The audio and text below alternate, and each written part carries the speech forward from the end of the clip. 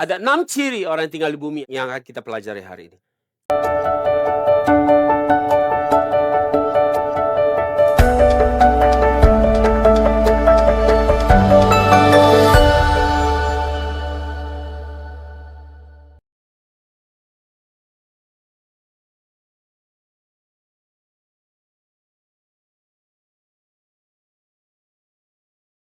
Jadi tema kita adalah celaka mereka yang tinggal di bumi. Oke? Jadi sebelumnya saya mau menyambut setiap saudara yang di YouTube maupun di onsite. Shalom setiap rakyat bumi. Apakah saudara rakyat bumi atau rakyat surga? Apakah saudara penghuni bumi atau penghuni surga? Saudara harus jawab ini karena kita akan selidiki apakah kita termasuk penghuni bumi atau penghuni di surga. Kalau kita lihat ayat referensi kita di Wahyu 8 ayat 13, ya ini saya memakai terjemahan NASB yang sudah saya terjemahkan, kita baca. Lalu aku melihat dan aku mendengar seekor Raja Wali terbang di tengah langit, berkata dengan suara lantang, celaka, celaka, celaka bagi mereka yang tinggal di bumi.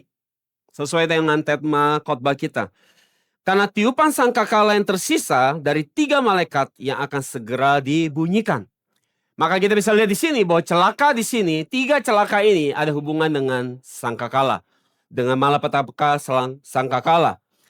Jadi untuk mendengar khotbah hari ini, saran saya adalah saudara yang mungkin mengikuti channel kami di YouTube, saudara harus mendengar ringkasan kitab Wahyu yang pertama dan kedua. Dan kemudian saudara juga harus mendengarkan tema khotbah yang berjudul pekerjaan asap dan belalang. Saudara dengarkan itu dulu, baru akan dengarkan bagian yang ini. Akan lebih mudah buat saudara. Kenapa? Karena 3 celaka ini, 3 jenis celaka ini berhubungan dengan sangkakala. Yaitu sangkakala yang ke-5, ke-6, dan ke-7. Jadi saudara di dalam kitab Wahyu, ya ada malapetaka yang dibawa oleh 7 meterai. Malapetaka dibawa oleh 7 sangkakala dan malapetaka dibawa oleh 7 cawan murka. Dan kalau saudara lihat urutannya, bahwa kalau saudara lihat di Wahyu pasal 6, itu dibahas tentang meterai yang pertama sampai yang ke-6. Dan pada saat meterai ke-7 dibuka, saudara, tidak ada isinya. Tetapi meterai ke-7, dia berubah menjadi 7 sangkakala. Jadi meterai ke-7, dia berubah menjadi 7 sangkakala. Kemudian pada sangkakala pertama mulai dibunyikan, kedua, ketiga, keempat, kelima, keenam, dan ketika yang ke-7 dibunyikan, tidak ada isinya. Tetapi sangkakala yang ke-7, dia berubah menjadi 7 cawan murka. Lalu cawan murka yang pertama, kedua, ketiga, keempat, kelima, dan ke-7 dicurahkan. Karena cawan murka ke-7 ada yang terakhir, maka 7 cawan yang terakhir, cawan murka yang ke-7 itu ada isinya. Dan kita akan mempelajari sesuai tema kita, bahwa celaka mereka yang tinggal di bumi. Atau celaka mereka yang diam di bumi. Atau celaka mereka yang menjadi penghuni bumi. Jadi kenapa? Karena mereka yang tinggal di bumi, penghuni bumi, mereka tidak akan luput dari celaka ini. Jadi kalau saya lihat di terjemahan baru, Wahyu 8:13 dia menggunakan kata diam di atas bumi. Diam di atas bumi. Ada 3 jenis celaka. Sekali lagi, ada 3 jenis celaka yang berhubungan dengan malapetaka dibawa oleh sangkakala. Dan hubungan dengan sangkakala berapa saja? Kita akan lihat bahwa sangkakala yang ke-5 itu berhubungan dengan celaka yang pertama. Ini sudah pernah saya jelaskan. Sangkakala ke-6 berhubungan dengan celaka yang kedua. Dan sangkakala ke-7 itu berhubungan dengan celaka yang ketiga. Tetapi masalahnya kita tahu bahwa sangkakala ke-7 tadi saya katakan tidak ada isinya. Karena dia berubah menjadi 7 cawan murka. Maka kalau saya lihat diagram saudara di depan saudara baik-baik, saya perhatikan bahwa kalau kita lihat di sini, sangkakala yang pertama, kedua, ketiga, keempat, dan seterusnya sampai yang ke-7, saya perhatikan. Maka sangkakala yang ke-5 berhubungan dengan celaka yang pertama. Sangkakala yang ke-6 berhubungan dengan celaka yang kedua. Dan sangkakala yang ke-7 berhubungan dengan celaka yang ketiga. Tetapi sekali lagi, sangkakala ke-7 tadi saya katakan tidak ada isinya. Karena apa? Karena sangkakala ke-7 dia berubah menjadi 7 cawan murka sekaligus. Maka celaka yang ketiga ini adalah berhubungan dengan seluruh 7 cawan murka.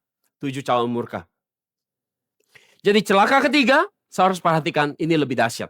Ini lebih bahaya, lebih mengerikan daripada tula-tula yang lain. Daripada meterai, tula sangkakala, tapi yang celaka ketiga ini saya harus perhatikan. Ini lebih mengerikan daripada yang lain. Jadi saudara, apa isinya daripada celaka? Celaka yang pertama isinya mengenai belalang. Ini ada di Wahyu 9:1-12. Celaka yang kedua isinya tentang perang yang melibatkan 200 juta tentara di Sungai Efrat yang membunuh sepertiga penduduk bumi. Ini ada di Wahyu 9 ayat 13 sampai 21. Dan celaka yang ketiga berhubungan dengan total 7 cawan murka yang ada di Wahyu 16. Jadi kita sebagai orang percaya, kita harus memastikan setiap kita terhindar dari 3 celaka ini. Jadi sesuai tema kita, celaka ini akan dialami oleh siapa?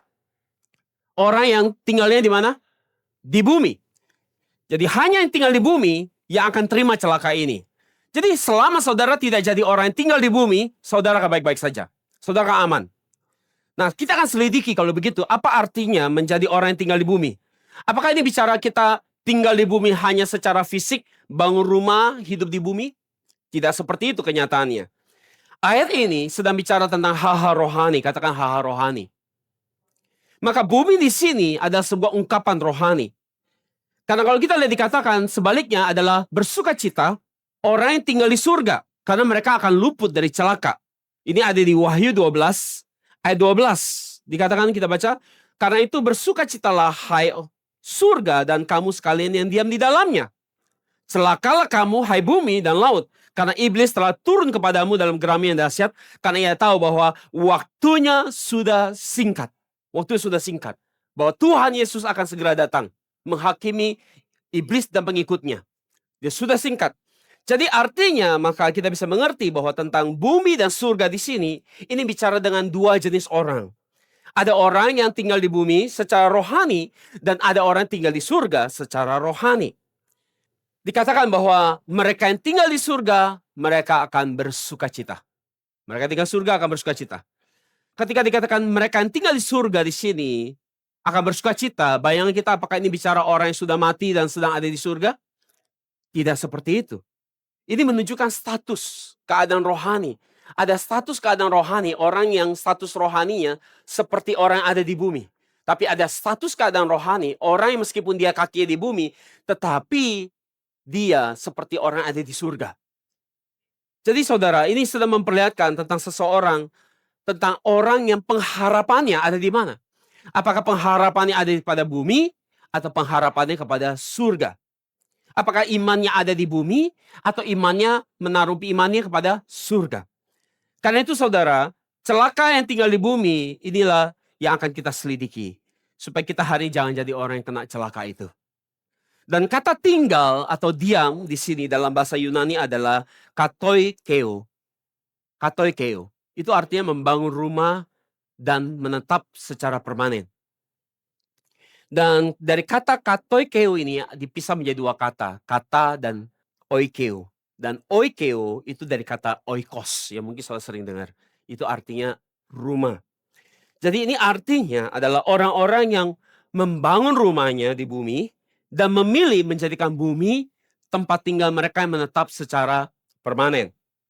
Jadi sekarang, apa nasihat Alkitab buat orang-orang yang mau menjadikan bumi sebagai tempat tinggal permanen mereka?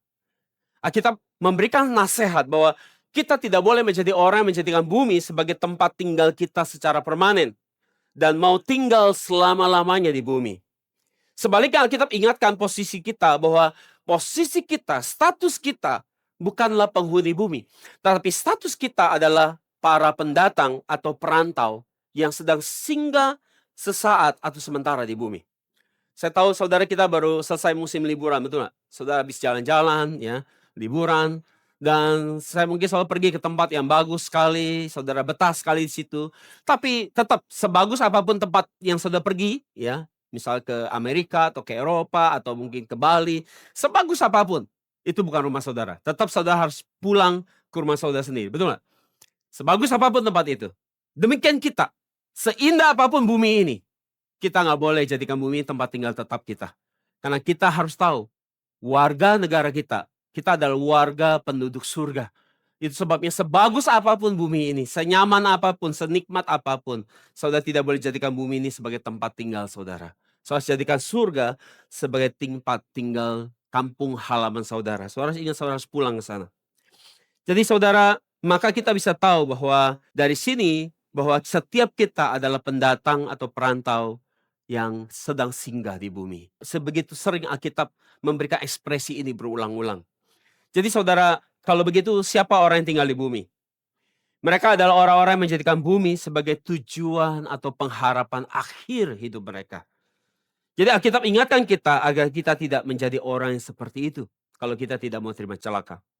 Ibrani 11:13.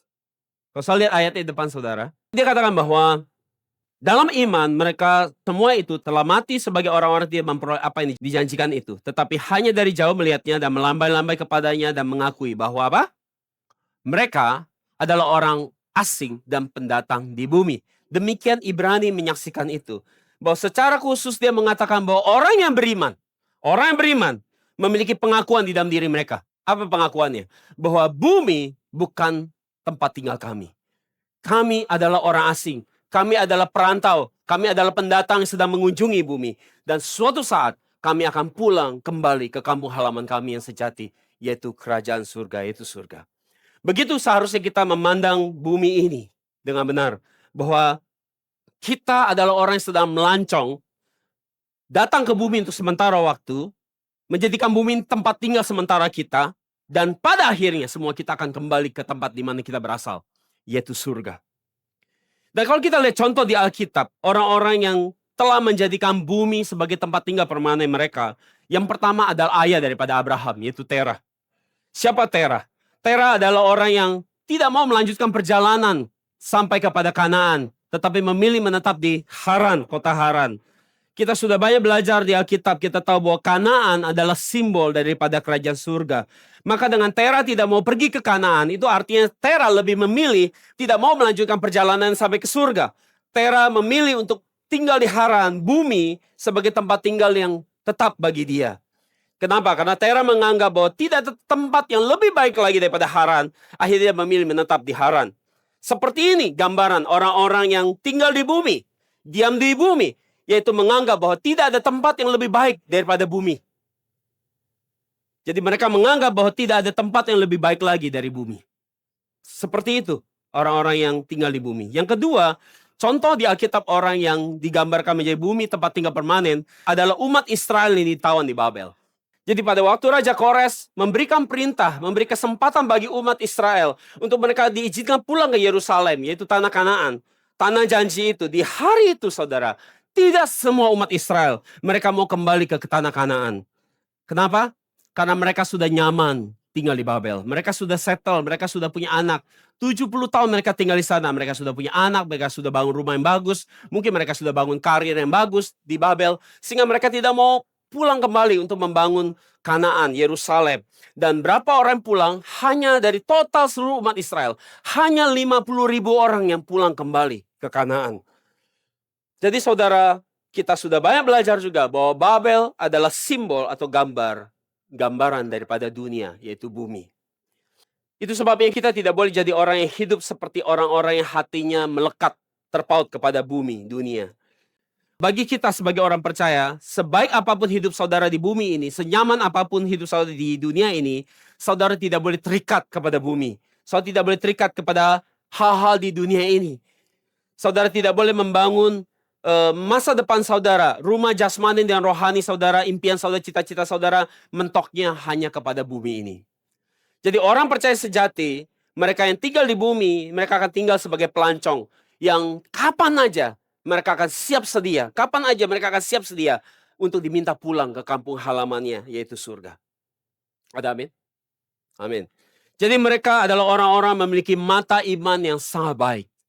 Meski mereka kakinya berpijak di bumi, mereka bisa mempunyai mata iman yang baik, melihat jauh ke ujung sana, ke kampung halaman mereka yang sejati, yaitu surga, dan merindukan setiap hari untuk bisa pulang ke sana. Saudara, mungkin saudara di sini yang dengar firman di YouTube ini, saudara ada orang-orang yang bukan asli penduduk Jakarta, ya. Saudara mungkin sedang merantau, ya.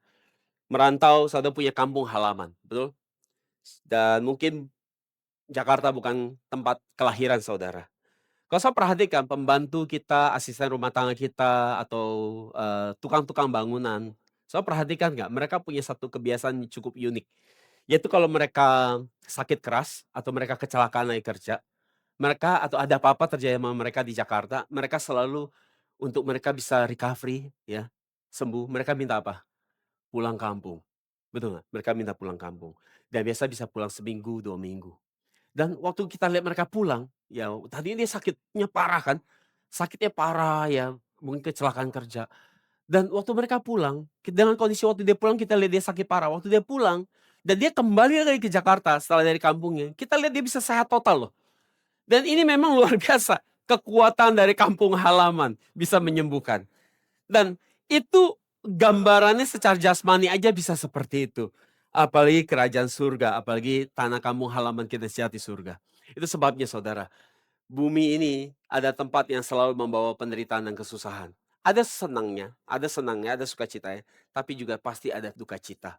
Itu sebabnya saudara kalau ingin memulihkan kembali seluruh jiwa, fisik, rohani, dan jasmani saudara, saudara harus ingat bahwa surga adalah tempat di mana saudara memulihkan seluruh keadaan diri saudara. Surga adalah tempat di mana saudara bisa menerima benar-benar istirahat yang sejati. Ya, Bali, Eropa, Amerika, ya Cina tidak bisa menggantikan itu. Surga ada tempat di mana saudara benar-benar bisa beristirahat, memulihkan seluruh jati diri saudara secara utuh. Kalau begitu kita akan lihat, apa ciri orang yang tinggal di bumi? Ada 6 ciri orang yang tinggal di bumi yang akan kita pelajari hari ini. Ciri yang pertama, bahwa mereka adalah orang-orang yang tidak akan lulus dalam ujian 7 tahun masa kesusahan besar. Kita lihat Wahyu 3 ayat 10 dikatakan, karena engkau menuruti firmanku untuk tekun menantikan aku, maka aku pun akan melindungi engkau dari hari pencobaan yang akan datang atas seluruh dunia dan mencobai mereka yang diam di mana? Diam di bumi. Jadi saudara, setiap kita akan mengalami yang namanya 7 tahun masa kesusahan besar. Alkitab katakan tidak pernah ada kesusahan yang begitu besar selama ini. Ini yang paling dahsyat. Dan begitu susahnya, kenapa kita harus punya iman yang sungguh-sungguh? Karena begitu susah, hari itu banyak orang imannya gugur. Jadi saudara, percaya Yesus dengan mulut saja tidak cukup. Kenapa? Karena kesusahan ini belum pernah terjadi dalam dunia. Jadi hanya percaya dengan Yesus dengan mulut, pasti imannya gugur. Itu sebabnya percayanya harus percaya yang seperti apa? Percaya yang sungguh-sungguh sekali. Percaya militan. Percaya yang benar-benar sungguh-sungguh tidak main-main.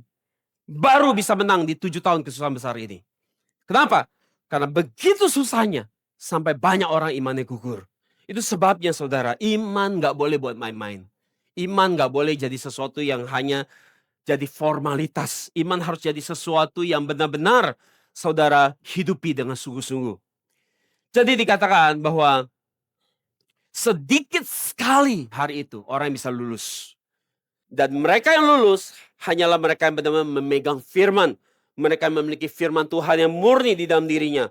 Maka Allah akan melindungi mereka dan menjaga mereka di hari kesusahan yang besar itu. Dan dijaga di sini saudara, bukan berarti saudara diangkat dari ujiannya dihilangkan, saudara tidak perlu mengalami, saudara di rapture, saudara tidak perlu mengalami itu. Tetapi di sini artinya bahwa Allah akan melindungi saudara ketika saudara menghadapi ujian ini. Jadi ketika orang percaya menghadapi ujian ini, mereka akan lulus. Kenapa? Karena orang percaya dapat lulus, karena Allah sendiri akan melindungi mereka. Jadi saudara, banyak orang salah tafsir ayat ini. Orang pikir nanti kalau 7 tahun masa kesusahan datang, maka kita akan di rapture. Kita nggak perlu ngalamin itu. Itu cara Tuhan melindungi kita. Dan itu adalah menafsirkan secara keliru. Dijaga pada hari kesusahan besar bukan berarti saudara tidak perlu mengalami ujian itu. Sama-sama seperti semua orang, semua kita harus mengalami 7 tahun masa kesusahan besar itu. Tetapi waktu kita mengalaminya, setiap kita yang memiliki firman Tuhan dalam diri kita, kita akan dilindungi oleh Tuhan. Sehingga iman kita tidak gugur. Jadi kalau saya lihat terjemahan bahasa Inggrisnya ditulis sebagai berikut. Dikatakan gini, keep you from the hour of testing. Sekali lagi, keep you from the hour of testing. Artinya apa? Dilindungi di hari ujian itu. Jadi bukan berarti saudara tidak mengalami, saudara akan mengalami. Tapi saudara akan dilindungi di hari ujian itu. Maka mereka yang memilih menjadikan bumi tempat tinggal permanen mereka membangun cita-cita, harapan hidupnya kepada bumi, mereka pasti tidak akan lulus di hari ujian itu. Kenapa? Karena mereka tidak dilindungi di hari ujian itu. Yang kedua, siapa penghuni bumi? Siapa orang yang tinggal di bumi? Mereka adalah orang yang menumpahkan darah martir. Kita baca Wahyu 6 ayat 10. Dan mereka berseru dengan suara nyaring katanya. Berapa lamakah lagi Ya penguasa yang kudus dan benar, Engkau tidak menghakimi dan tidak membalaskan darah kami kepada mereka yang diam di mana? Diam di bumi lagi. Mereka yang tinggal di bumi. Yang mengatakan ayat ini adalah para martir, mereka yang telah dibunuh atas nama Tuhan. Mereka berseru di bawah mezbahnya Tuhan. Mereka berseru mempertanyakan, Tuhan, berapa lama lagi Engkau balas darah kami? Tolong balas darah kami, Tuhan. Siapa yang mereka maksud untuk dibalaskan di sini? Yaitu orang-orang yang tinggal di bumi. Jadi para penghuni bumi, mereka selama ini menganiaya para martir. Orang yang hidupnya sungguh-sungguh di dalam Tuhan. Mereka aniaya mereka dengan kata-kata verbal, dengan fitnah, dengan gosip. Bahkan juga bukan cuma itu, mereka aniaya dengan fisik sampai membunuh para martir ini. Jadi ini bukan hanya diperuntukkan, sekali lagi, ayat ini bukan hanya diperuntukkan bagi orang yang membunuh secara langsung. Ambil pedang, ambil pisau, atau ambil senapan, bunuh orang martir, maka disebut orang-orang yang diminta dibalaskan. Maknanya lebih dalam daripada itu. Jadi, karena di sini dikatakan orang yang tinggal di bumi. Orang yang tinggal di bumi adalah orang yang membunuh para martir. Jadi meskipun seseorang tidak pernah membunuh seseorang, tapi dia bisa dianggap sebagai pembunuh para martir. Jika dia penghuni bumi. Apa maksudnya? Kenapa dikatakan seperti itu? Kenapa maknanya lebih dalam dari itu? Karena yang pertama, mereka punya sifat yang sama seperti Kain. Mereka punya sifat yang sama seperti Kain. Martir yang pertama adalah Habel. Dan pembunuh martir yang pertama adalah Kain. Habel, darah ditumpahkan di hari itu oleh Kain. Maka kita tahu bahwa semua orang yang menjadi pembunuh para martir, mereka adalah pengikut daripada Kain. Mereka adalah orang yang mewarisi sifat daripada Kain. Demikian Alkitab menyaksikan soal Kain. Di 1 Yohanes 3:12 dikatakan gini. Bukan seperti Kain yang berasal dari si jahat dan membunuh adiknya. Dan apakah sebabnya yang membunuhnya? Sebab segala perbuatannya jahat dan perbuatan adiknya benar. Jadi Kain berasal dari mana? Dari si jahat. Itu sebabnya ia menjadi pembunuh adiknya. Mengapa Kain membunuh adiknya? Karena perbuatannya jahat. Sedangkan adiknya perbuatannya benar. Itu menjadi alasan. Jadi karena Kain orang jahat dan Habel orang benar, itu yang menjadi alasan. Sehingga ia membunuh karena dia benci dan dia iri hati. Seperti itu ciri-ciri penduduk bumi. Seperti itu ciri-ciri orang yang tinggal di bumi. Mereka dipenuhi dengan iri hati dan kebencian. Ketika ada orang lain lebih baik dari diri mereka, ketika ada orang lain diberkati lebih daripada mereka, mereka harusnya ikut bersuka cita. Tetapi mereka menjadi benci dan iri dan tidak senang melihat kelebihan orang lain. Dan itu sifat yang sama seperti Kain yang adalah pembunuh. Itu sebabnya kita menjelaskan bahwa ini lebih daripada sekedar hanya nusuk orang. Waktu saudara berusaha menghancurkan reputasi orang, saudara gosipin orang, saudara hancurkan dirinya, saudara jelekin dia kemana-mana, saudara sedang menjadi pembunuh seperti Kain. Kenapa? Karena sifat Kain yang Anda pembunuh ada dipenuhi dengan iri hati dan benci. Jadi meski saudara tidak bunuh orang, tapi saudara sudah dianggap sama dengan pembunuh. Karena saudara menghancurkan hidup orang lewat kata-kata, lewat gosip, lewat fitnah. Jadi saudara, seperti itu Alkitab saksikan. Bahwa orang yang tinggal di bumi adalah dipenuhi dengan kebencian dan iri hati. Dan akhirnya mereka membunuh di hati mereka. Membunuh orang lain di hati mereka. Dan itu disamakan sebagai pengikut Kain. Dan sama seperti orang yang membunuh para martir. Yang kedua, mengapa mereka tinggal di bumi disebut pembunuh martir? Yang kedua, karena mereka membunuh Yesus. Ya, karena mereka membunuh Yesus. Siapa pemimpin yang sejati dari seluruh martir di dunia ini? Itu adalah Yesus Kristus. Kenapa? Karena Yesus mati martir bagi semua orang. Kalau kita lihat di Wahyu 1 ayat 7 dikatakan, lihatlah ia datang dengan awan-awan, maksudnya Yesus. Dan setiap mata akan melihat dia. Juga mereka yang telah apa? Menikam dia, membunuh dia. Dan semua bangsa di bumi akan meratap. Kenapa meratap? Karena mereka tahu mereka akan dihakimi. Mereka yang telah membunuh Yesus, mereka meratap karena mereka akan dihakimi. Dan ternyata Yesus yang mereka bunuh, ternyata benar adalah Tuhan itu sendiri. Jadi mereka menikam dan membunuh Yesus 2000 tahun yang lalu sudah tidak ada. Betul? Jadi bagaimana mungkin orang-orang yang membunuh Yesus 2000 tahun yang lalu meratap di sini, menangis di sini? Bukankah mereka sudah mati semua 2000 tahun yang lalu?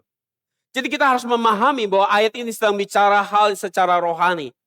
Ayat ini sedang bicara mengenai bahwa ada orang-orang, sekali lagi, ada orang-orang yang punya sifat yang sama seperti 2000 tahun yang lalu orang yang bunuh Yesus. Meskipun orang yang bunuh Yesus 2000 tahun sudah mati, tetapi ada sifat dan kelakuan orang-orang yang sama kelakuannya dengan orang-orang 2000 tahun yang lalu yang bunuh Yesus. Siapa mereka? Mereka adalah orang yang menolak firman Yesus. Mereka adalah orang yang tidak menaruh firman Yesus di hatinya. Dan mereka disamakan sebagai orang yang membunuh Yesus dan menganiaya para martir. Yesus katakan di Yohanes 8:37, dia katakan, aku tahu bahwa kamu ada keturunan Abraham. Ya, kamu boleh saja keturunan Abraham. Tetapi kamu berusaha untuk membunuh aku. Kenapa? Karena firmanku tidak ada di dalam hatimu. Jadi mereka tidak menerima firman Yesus. Mereka menolak pribadi Yesus. Mereka menolak firman-Nya. Mereka meremehkan firman yang disampaikan Yesus. Artinya mereka tidak pernah peduli sama sekali dengan firman Yesus. Artinya ini apa? Orang-orang yang tidak pernah peduli dengan isi Alkitab. Ikut Tuhan hanya mau enak aja. Mau yang berkatnya aja. Mau yang berkat-berkat nyaman-nyaman ikut Tuhan. Tetapi tidak pernah peduli dengan isi Alkitab. Mereka boleh disamakan seperti orang-orang yang tidak ada firman Yesus di hati mereka. Dan mereka boleh disamakan seperti orang yang telah membunuh Yesus 2000 tahun yang lalu. Jadi ketika kita tidak peduli dengan firman Yesus. Tidak peduli dengan isi Alkitab. Yesus katakan, firmanku tidak pernah ada tempat di hatimu. Kamu gak pernah anggap penting firmanku. Gak pernah anggap serius. Selalu menolak firmanku. Dan itu sama dengan dosa orang yang membunuh Yesus. Karena orang yang membunuh Yesus, orang Yahudi zaman itu 2000 tahun lalu, adalah orang yang menolak firman Yesus. Yaitu Alkitab. Dan hari ini ada begitu banyak orang yang tidak peduli dengan firman Yesus. Orang hanya mau ikut Yesus, mau enak aja. Terima keselamatan. Tidak pernah mau peduli isi Alkitab. Wahyu 1:7 katakan bahwa mereka yang menikam Yesus akan meratap, menangis dan suara keras. Kenapa? Karena mereka tahu secara sadar bahwa waktu untuk mereka dihakimi telah tiba. Jadi jika kita menolak firman Yesus, itu sama dengan kita sudah membunuh atau menikam Yesus. Karena orang yang membunuh Yesus 2000 tahun yang lalu juga menolak firman Yesus. Kalau begitu, di manakah bumi itu? Di manakah bumi itu? Wahyu 11 ayat 8 dikatakan bahwa 2 martir, 2 saksi, mereka tergeletak mayatnya di kota besar secara rohani disebut. Secara rohani, sekali lagi, secara rohani disebut Sodom dan Mesir. Di mana juga Tuhan mereka disalibkan. Ayat ini sedang bicara tentang 2 saksi yang dibunuh, menjadi martir. Dan dikatakan bahwa mayat mereka terletak di Sodom dan Mesir, tempat Tuhan disalibkan. Dan kita tahu bahwa Tuhan tidak disalibkan di Sodom dan Mesir. Tuhan disalibkan di Yerusalem. Tetapi secara rohani, dosa Yerusalem disamakan dengan dosa Sodom dan Mesir. Maka Sodom dan Mesir melambangkan orang-orang yang tinggal di bumi, yang menyalibkan Yesus, membunuh Yesus. Jadi siapa yang tinggal di bumi? Sekali lagi saya ulang, adalah orang yang menyalibkan Yesus. Dan dosa orang-orang ini sama dengan orang yang ada di Sodom dan Mesir. Jadi waktu saudara tidak peduli dengan firman Tuhan, tidak peduli dengan isi firman Tuhan, dosa saudara boleh disamakan dengan orang yang ada di Sodom dan di Mesir. Dan orang-orang itu juga yang telah membunuh Yesus. Yang sifat dan kelakuannya sama. Yang ketiga, siapa mereka yang tinggal di bumi? Mereka adalah orang yang bersuka cita atas kematian 2 saksi atau martir. Jadi ketika 2 saksi berhasil dibunuh oleh orang-orang yang tinggal di bumi, mereka bersuka cita. Ini sesuai dengan Wahyu 11 ayat 10. Kita baca. Mereka yang diam di bumi, mereka yang tinggal di bumi, bergembira dan bersuka cita atas mereka itu. Maksudnya 2 saksi yang telah mati dibunuh oleh mereka. Dan berpesta dan saling mengirim hadiah. Karena kedua nabi itu telah merupakan siksaan bagi semua orang yang diam tinggal di atas bumi. Jadi mereka bersuka cita merayakan kematian dua saksi. Saking senangnya, mereka saling kirim hadiah satu sama lain. Kenapa? Karena dua saksi ini menyiksa mereka yang tinggal di bumi. Apa yang terjadi? Apa yang bikin orang bisa begitu bersuka cita setelah dua saksi ini mati, mereka sampai mau kirim hadiah satu sama lain. Apa yang terjadi? Apa yang bikin mereka begitu senang? Dan apa yang begitu membuat mereka tersiksa? Yang pertama, karena mereka telah membunuh atau mengalahkan dua saksi ini. Mereka telah berhasil membunuh dua saksi ini. Hei, kita berhasil bunuh dia. Nih, kita saling kirim hadiah. Senang sekali. Akhirnya dia mati juga. Betapa bahagia kita. Yuk kita saling bagi-bagi. Ini hadiah buat kamu. Hadiah buat kamu. Hadiah buat kamu. Akhirnya orang yang kita benci mati juga. Nih, hadiah buat kamu. Betapa jahatnya hati mereka. Orang baik mati, dia orang senang. Puas mereka. Yang kedua, saudara harus tahu. Yang bikin mereka begitu senang dan menyiksa mereka adalah karena dua saksi selama ini sangat menyiksa mereka. Apa yang dilakukan dua saksi ini sampai mereka begitu tersiksa? Apakah karena dua saksi jahat, nipu mereka secara bisnis, merugikan mereka, tipu orang yang tinggal di bumi? Apakah karena mereka jahat? Enggak. Karena mereka menyaksikan firman Tuhan yang murni. Dan orang tinggal di bumi gak suka dengar itu. Firman yang terlalu murni, yang terlalu terang-terangan, mereka gak suka dengar.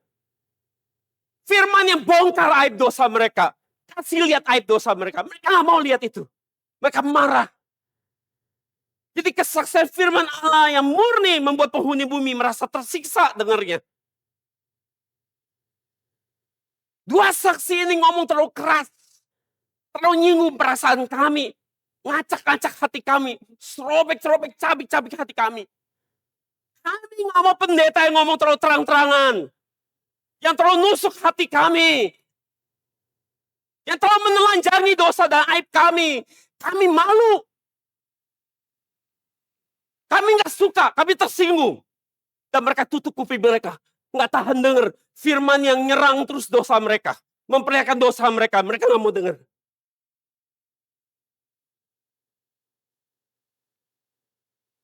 Firman yang menghancurkan harga diri mereka. Dan itu membuat mereka tersiksa. Selama dua saksi ini memberitakan firman yang murni. Akhirnya dia mati. Maka dia senang dikirim-kirim hadiah. Jadi apakah firman yang saya sampaikan di sini menyiksa saudara? Membuat hati saudara tercabik-cabik. Berarti saya sedang menyampaikan firman yang murni. Bukan firman yang seperti saudara dengar selama ini. Firman yang menusuk-nusuk dan menyincang-cincang. Menoreh-noreh hati saudara. Seperti itu memang tujuan pedang bermata dua. Untuk menyingkapkan aib dan dosa. Tetapi orang yang tinggal di bumi tidak bisa menghargai. Mereka malu dosa ditelanjangi. Mereka tutup kuping mereka gak mau dengar. Karena itu memang diri mereka, tapi mereka gak mau ngaku. Karena mereka mau tetap kelihatan bagus di depan semua orang. Lebih senang kelihatan bagus di depan orang daripada kelihatan bagus di depan Tuhan. Jadi penuh dengan kepalsuan, menutupi diri dengan banyak kepalsuan. Pada di muka Tuhan itu sangat memuakkan, menjijikan. Jadi ada perbedaan yang jelas antara penghuni bumi dan penghuni surga. Apa bedanya? Kita lihat contoh kasus dari Lot. Beda antara penghuni bumi dan penghuni surga. Lot adalah penghuni surga. Kenapa? Karena Alkitab jelas menjelaskan bahwa Lot orang benar. Tapi karena Lot orang benar, tinggal di tengah-tengah orang bumi, penghuni bumi, Lot tersiksa. Lot tersiksa. Apa yang membuat dia tersiksa? Apa yang Alkitab katakan? Apa yang membuat Lot tersiksa? 2 Petrus 2 ayat 7-8 katakan. Tetapi ia menyelamatkan Lot, maksudnya Tuhan. Orang yang benar. Sekali lagi, orang yang benar. Artinya Lot ada penghuni surga.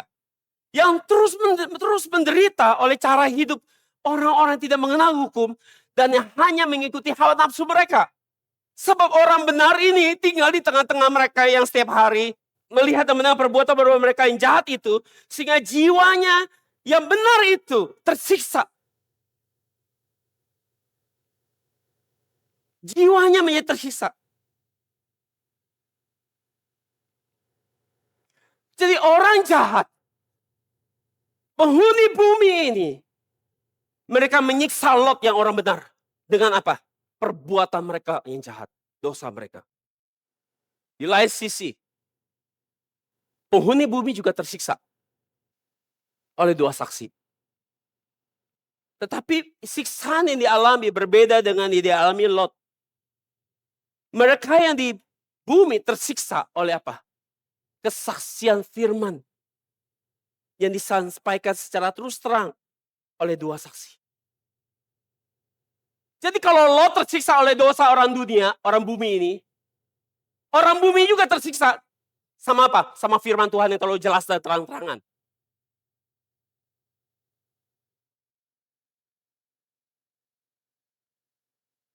Kenapa orang di bumi ini tersiksa waktu dengar firman? Nggak tahan.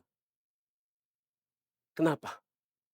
Karena Filipi 3:19 katakan bahwa karena Tuhan mereka ialah perut mereka.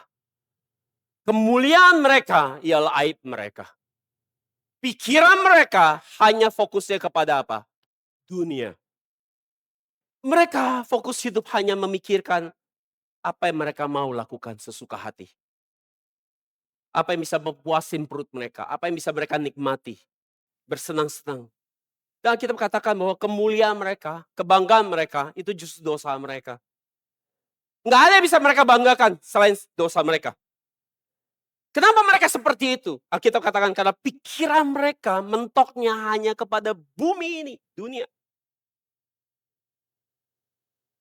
Dosa ada sesuatu yang harusnya kita malu. Waktu kita melakukan dosa kita harusnya malu. Namun penghuni bumi bukannya malu, dia bangga. Jadi bagi penghuni surga, dosa ada sesuatu yang memalukan, aib. Untuk diceritakan sedih sekali, malu sekali.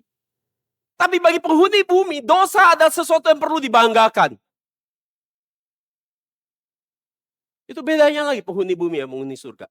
Penghuni surga malu bikin dosa, sedih sekali, hancur hati, pukul-pukul dada bikin dosa. Tapi penghuni bumi habis bikin dosa dia bangga. Itu bedanya. Saya pernah lihat orang yang bilang, itu cewek banyak banget yang ngejar. Berhasil gua tipu. Dia sekarang suka sama gua. Dia bangga. Gua baru nipu orang. Gua baru tadi nipu orang. Ada orang nawar orang mati-matian. Ya, tawar sampai modalnya ditawar. Habis dapat dia bilang, cuan banyak gua. Tahu nggak, gua bisa nawar sampai modalnya dia gua tawar. Sampai dia rugi, dia bangga. Nyiksa orang kayak gitu. Hah? Itu orang baru gua pukul. Itu orang baru gua hajar. Itu orang baru gua recehkan. Baru gua rendahin dia serendah-rendahnya. Dan dia bangga. Seperti itu kelakuan penghuni bumi. Dia bangga sama dosa. Lu udah pernah narkoba belum? Lu udah pernah minum ekstasi belum? Gua mah semua dosa udah gua pernah cobain. Lu mah cupu. Dia bangga. Apa di dunia ini yang gua pernah cobain? Lu tahu nggak gua dulu semua orang takut kalau gua jalan nggak ada yang berani sama gua. Dia bangga orang takut sama dia. Bukan hormat tapi takut. Itu orang dunia. Penghuni bumi kelakuannya begitu. Yang nggak perlu dibanggakan, dibanggakan. Jadi apa yang Allah anggap sebagai memalukan, aib, malah mereka anggap sebagai suatu kebanggaan. Padahal yang mereka lakukan sangat najis dan memalukan di mata Tuhan. Nggak pantas dibanggakan. Jadi sangat beda, sangat bertolak belakang antara penghuni bumi dan penghuni surga. Dan kita sedang menuju kepada akhir zaman. Bahwa orang-orang penghuni bumi ini akan semakin jahat dan semakin parah. Yang keempat, ciri penghuni bumi. Mereka akan menyembah binatang dari laut. Di Wahyu 13 ayat 8 dikatakan demikian. Bahwa binatang keluar dari laut ini yang akan mereka sembah. Wahyu 13 ayat 8. Dan semua orang diam di atas bumi akan menyembahnya. Siapa itu? binatang yang keluar dari laut. Yaitu setiap orang yang namanya tidak tertulis sejak dunia dijadikan di dalam kitab kehidupan dari anak domba yang telah disembelih. Dari ayat ini kita bisa tahu kenapa orang-orang di bumi mau dengan rela menyembah binatang itu. Karena nama mereka memang sudah tidak pernah dicatat di dalam kitab kehidupan sejak dasar dunia ditetapkan. Itu sebabnya mereka dengan mudah menyembah binatang dari laut. Ini sesuai dengan Wahyu 13 ayat 3-4. Saya bisa baca sendiri. Bahwa binatang ini, kalau saya lihat di Wahyu 13 ayat 3-4. Binatang ini berhasil meyakinkan semua orang yang ada di bumi. Melalui tanda-tanda yang ia kerjakan. Kenapa? Karena dia mengalami luka parah oleh pedang. Terkoyak kepalanya. Dan membuat dia sekarat dan hampir mati. Tetapi tiba-tiba dia bangkit kembali, dia hidup kembali. Dan binatang yang dari bumi, yaitu simbol daripada nabi palsu, memerintahkan seluruh penduduk bumi untuk membuat patung bagi binatang ini menghormatinya. Karena dia telah terluka dan dia hidup kembali dan dia pantas untuk dihormati. Oke, Wahyu 13 ayat 14. Saya bisa baca. Jadi mereka yang tinggal di bumi mulai menyembah binatang itu. Mereka kagum dan dengan tanda-tanda yang dilakukan oleh binatang yang dari laut itu. Mengapa penghuni bumi dengan mudah menerima tanda mujizat yang dibuat oleh binatang ini tanpa menguji dahulu? Jawabannya sangat sederhana. Karena mereka memiliki keserakahan. Karena penghuni bumi memiliki keserakahan akan hal dunia. Itu sebabnya mereka mau menerima tanda dan mujizat yang ditawarkan binatang dengan begitu mudah. Dengan begitu mudah juga binatang dari bumi yaitu nabi palsu menipu orang penghuni bumi. Untuk apa? Menyembah, mengagumi binatang dari laut ini. Kenapa? Karena nabi palsu dan penghuni bumi memiliki kesukaan yang sama. Memiliki selera yang sama. Yaitu apa? Keserakahan. Jadi itu sebabnya orang mudah jatuh pada tawaran yang diberikan binatang ini. Karena binatang ini menawarkan selera yang sama, yang cocok sama orang-orang di bumi. Apa itu? Ajaran tentang bagaimana jadi kaya. Firman mengajarkan bagaimana sukses. Bagaimana kita bisa dihormati dan dilihat dan dikagumi oleh banyak orang. Keinginan untuk memiliki kekuasaan yang lebih banyak, lebih besar. Keinginannya untuk bagaimana hidup nyaman dan nikmat di dunia ini. Dan binatang ini melalui nabi palsunya mempropagandakan pengajaran itu. Sehingga orang senang. Waktu ada mujizat yang dibuat oleh binatang dari laut. Mereka tidak menguji lagi. Kenapa? Karena sesuai dengan Yakobus 1 ayat 14-15. Setiap orang dicobai oleh apa? Keinginan dan keserakahannya sendiri. Saya akan dicobai oleh uang kalau saya cinta uang. Saya akan dicobai soal wanita kalau saya memang cinta wanita.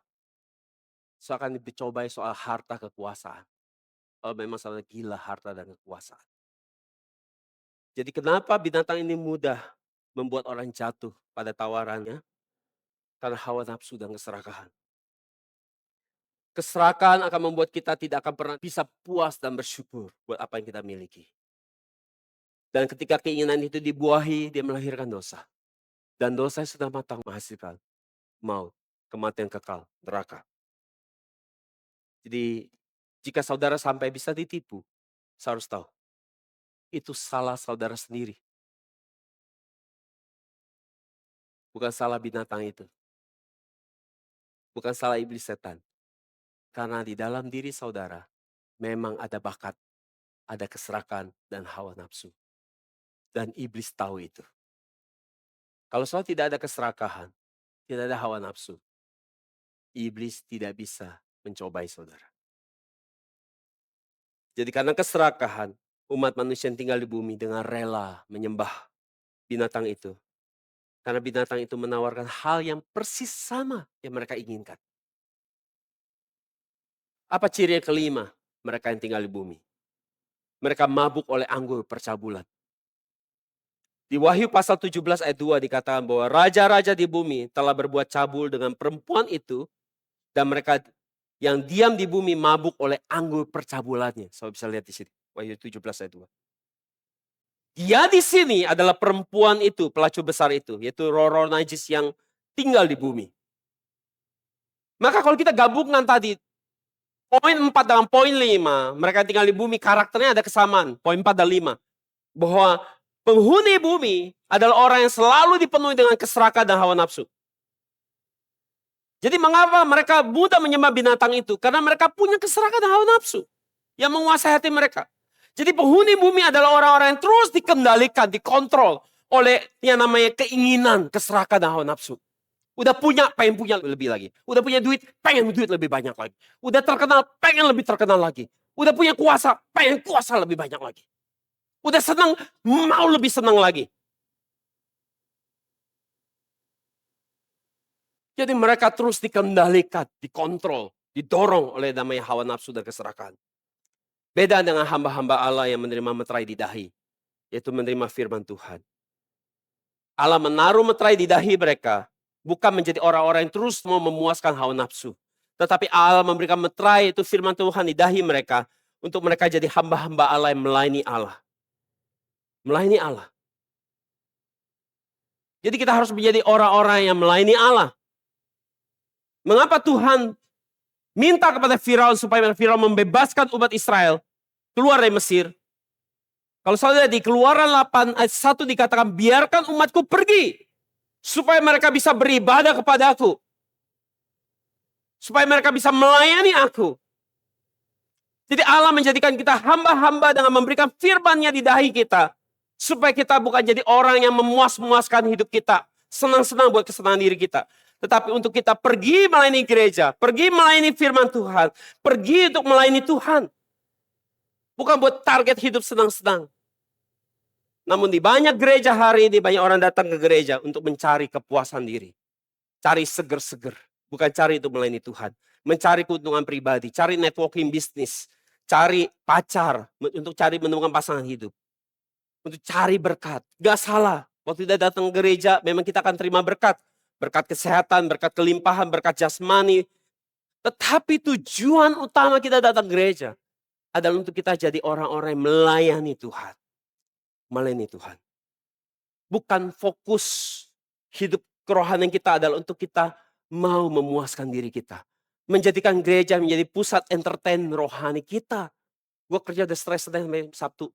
Gue mau ke gereja, gue mau seger-seger. Hey, memang saudara datang ke gereja bisa seger-seger. Tapi tujuan saudara datang ke gereja adalah untuk melayani Tuhan. Melayani firman-Nya. Karena fokus ibadah bukan diri saudara. Fokus ibadah adalah ke atas, ke Tuhan. Ciri yang terakhir ke-6, saya akan ulang dari yang pertama. Jadi ciri yang pertama adalah mereka yang tidak akan lulus dalam 7 tahun masa kesusahan besar. Ciri kedua adalah mereka yang menumpahkan darah para martir. Ciri ketiga, mereka yang bersuka cita atas kematian 2 saksi itu martir. Ciri keempat adalah mereka menyembah binatang dari laut. Ciri kelima adalah mereka yang mabuk oleh anggur percabulan. Sekarang ciri yang terakhir, ciri ke-6. Ciri yang ke-6 adalah mereka yang percaya bahwa kematian di bumi adalah akhir dari segala-galanya. Kenapa? Kenapa mereka melihat bahwa kalau kita mati di bumi itu dari akhir segala-galanya? Karena mereka tidak pernah bisa lihat surga. Makanya apa yang terjadi di bumi adalah ujung, puncak akhir kehidupan. Mereka anggap bahwa bumi, kematian di bumi adalah penutup dari seluruh kehidupan manusia. Kenapa? Karena mereka tidak pernah bisa lihat surga. Jadi mengapa mereka mudah ditipu oleh binatang itu? Karena binatang tadi saya katakan hampir mati di bumi dan dia hidup kembali. Dan orang percaya betapa luar biasa orang ini. Dia mati tapi dia bisa hidup loh. Karena ukurannya di bumi. Kalau saya lihat nanti di Wahyu 13 ayat 3 saya baca sendiri. Wahyu 17 ayat 8. Di situ dikatakan bahwa kepala yang terkoyak. Dan hampir mati dan dia sembuh. Dan seluruh bumi takjub. Dan mujizat itu. Sosok yang tadinya mati, saya hidup kembali. Jadi aneh saudara, ada yang aneh. Binatang dari laut ini hampir mati sekarang, hampir mati, hidup kembali. Seluruh dunia penghuni bumi terpesona. Tapi yang aneh, Yesus mati, bangkit dan hidup kembali itu selama-lamanya. Enggak ada yang peduli. Saya bilang, saya peduli kok, oh ya, tunggu dulu, jangan buru-buru. Jadi kenapa binatang melakukan hal yang sama seperti Yesus lakukan? Karena suka niru kan? Mati dan bangkit kembali. Hampir mati bangkit kembali, orang menjadi kagum. Karena mereka pikir kematian di bumi ini adalah akhir. Kalau bisa menang atas itu berarti luar biasa sekali. Itu sebabnya mereka begitu mudah tertipu dan percaya bahwa binatang ini begitu hebat. Dan masalah yang lain, karena kebangkitan Yesus tidak mewakili keserakan mereka. Sedangkan binatang ini, kebangkitannya begitu fenomenal di bumi, begitu hebat kekuasaannya, dilihat oleh orang-orang yang serakah di bumi, begitu luar biasa. Jadi kebangkitan Yesus tidak mewakili keserakan orang di bumi. Tapi kebangkitan binatang ini mewakili seluruh orang-orang yang serakah yang dikuasai nafsu di bumi. Itu sebabnya mereka terpesona. Kesimpulan. Karena itu, kesimpulan ini kita tidak boleh menjadi orang yang menjadi penghuni bumi. Tetapi harus menjadi penghuni surga.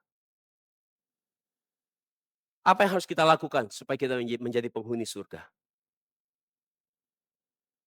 Semua ini tidak bisa kita lakukan dengan kekuatan kita sendiri. Kita butuh kuasa di luar kita. Yaitu kuasa Allah yang bisa menjadikan kita penghuni surga. Perhatikan ayat ini yang saya mau perhatikan kepada saudara. Yohanes 12:32. Terjemahan NASB lebih tepat. Sebab saya pakai NASB. Dan aku, maksudnya Yesus. Jika aku, maksudnya Yesus, diangkat dari bumi,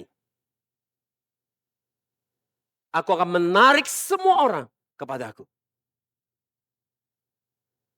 Ayat ini sedang bicara tentang kematian Yesus yang disalib. Itu sebabnya kita butuh kuasa yang dapat mengangkat kita. Naik ke atas untuk pergi ke surga. Dan itu harus Yesus yang bisa angkat kita. Bawa kita pergi ke surga. Kenapa? Karena kita nggak bisa terbang ke surga. Dengan kekuatan kita sendiri.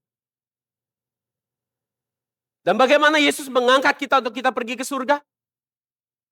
Yesus katakan, apabila aku diangkat dari bumi. Sekali lagi, apabila aku diangkat dari bumi.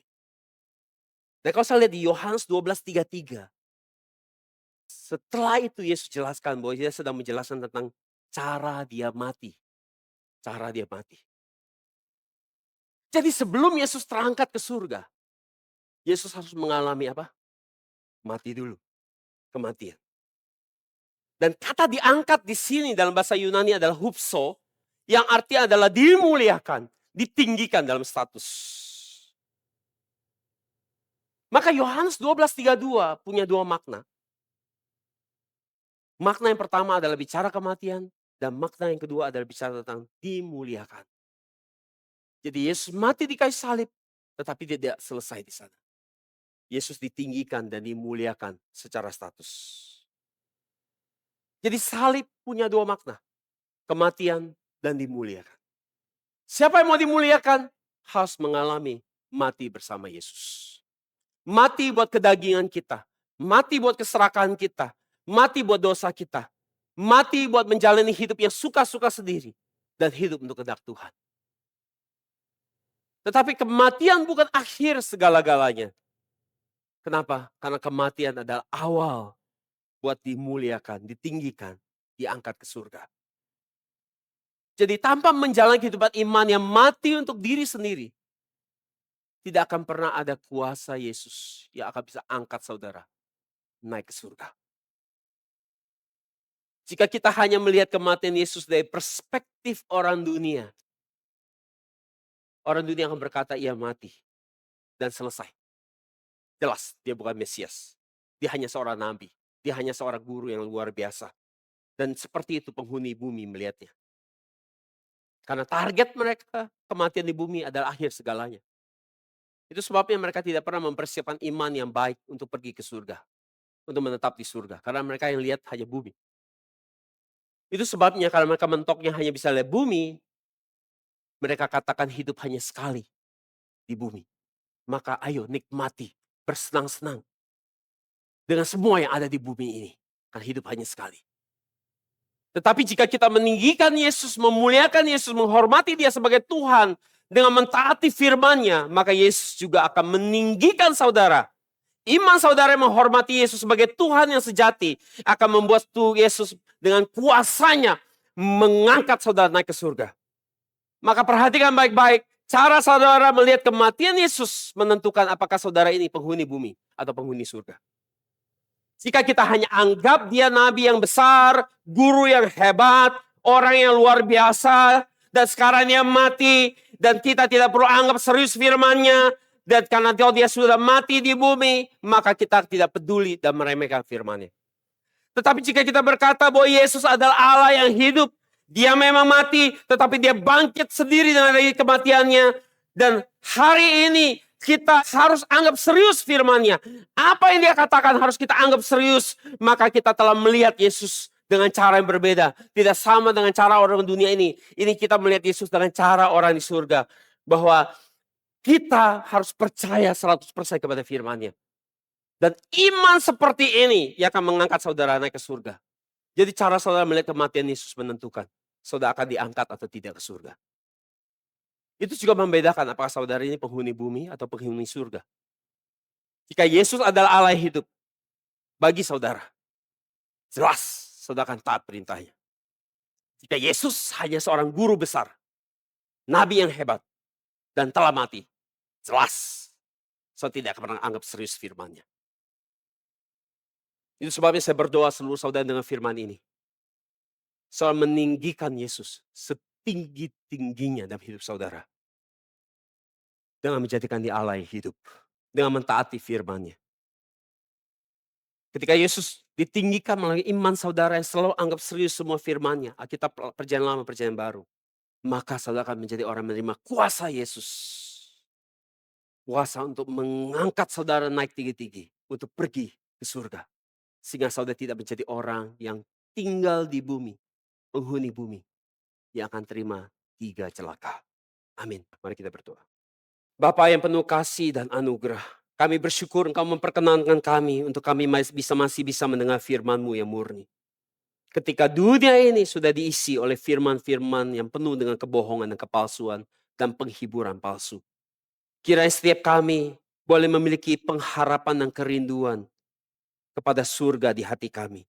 Selalu menyadari bahwa kami adalah pendatang di bumi ini. Dan bahwa kampung halaman kami sejati bukan di bumi tetapi di surga. Sehingga kiranya kami membangun harapan kami, akhir dan ujung hidup kami kepada surga. Kiranya Bapa Engkau memberkati setiap kami dengan memberikan kuasa untuk mengangkat kami naik tinggi-tinggi ke surga. Sehingga ketika celaka yang akan datang atas penghuni bumi, kami tidak menjadi orang yang menerima celaka. Bapa, meskipun kaki kami, kaki jasmani kami masih berpijak di bumi, kiranya roh dan hati kami selalu ada di surga. Tolong kami supaya kami boleh diangkat bersama Yesus yang hidup, Allah yang hidup. Agar kami dapat terhindar dari segala celaka yang akan datang atas mereka yang tinggal di bumi. Kiranya berkat ini bukan hanya kami terima, tapi diterima oleh seluruh orang-orang yang dekat dengan hidup kami. Tolong kami untuk kami sungguh-sungguh percaya pada firman-Mu. Dan memiliki iman yang meninggikan Yesus setinggi-tingginya.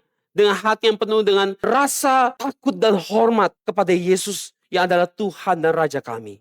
Hari kami datang mengucap syukur buat firman-Mu, kami membawa persembahan kami dengan ucapan syukur.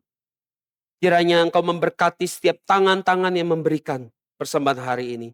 Bukalah pintu-pintu surga dan balaslah setiap orang dengan berkat yang berlipat ganda. Kiranya segala harapan dan kerinduan di dalam hati kami yang terdalam hari ini Engkau jawab di rumah-Mu. Kami percaya bahwa Engkau akan menyertai kami sampai kepada kesudahan dunia. Menyertai kami dalam 7 tahun masa kesusahan besar itu. Dan kami hari ini percaya bahwa kami akan diluputkan dan lulus dari ujian 7 tahun masa kesusahan besar itu. Kami mengucap syukur buat seluruh ibadah hari ini. Kami menaikkan doa kami dalam satu nama yang berharga itu. Di dalam nama Yesus Kristus. Dengan rasa ucapan syukur. Sama-sama kita katakan amin. Mari kita muliakan Tuhan.